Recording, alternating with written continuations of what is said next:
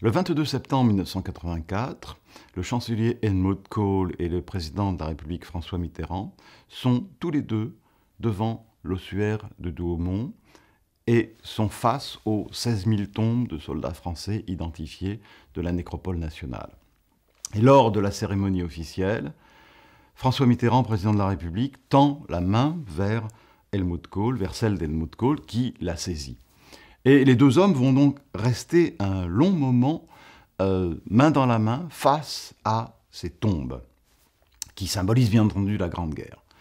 Alors, le symbole est très fort, bien entendu, très fort, très lourd, puisqu'il s'agit bien évidemment de comprendre que nous sommes là dans un moment intense de la réconciliation franco-allemande. Que le geste soit spontané ou pas importe peu.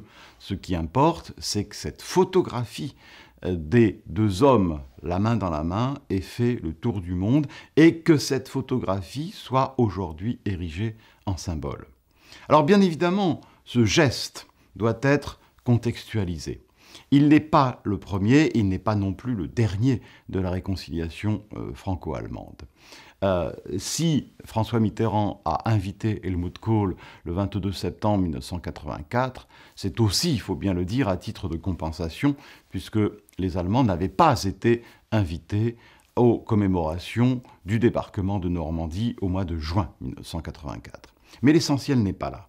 L'essentiel tient dans la longue durée des processus des réconciliations franco-allemandes. Et de ce point de vue, un autre binôme doit être évoqué que celui du chancelier Kohl et du président François Mitterrand. Cet autre binôme, c'est bien évidemment le binôme Konrad Adenauer-Charles de Gaulle.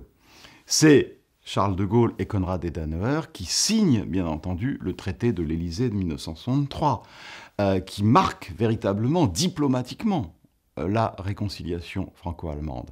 C'est Konrad Adenauer et c'est Charles de Gaulle qui, le 8 juillet 1962, pénètrent ensemble dans la cathédrale Notre-Dame de Reims pour entendre une messe donnée par le cardinal Marty. Or, cette cathédrale de Reims est tout sauf un symbole anodin, puisqu'elle a été bombardée par l'artillerie allemande et incendiée par l'artillerie allemande le 19 septembre 1914. Donc le fait que les deux hommes pénètrent ensemble dans une nef religieuse, c'est non seulement le signe qu'ils partagent un sentiment chrétien fort, mais c'est bien entendu le symbole très fort également de la réconciliation, du pardon en quelque sorte donné par les Français aux Allemands à propos de Notre-Dame de Reims.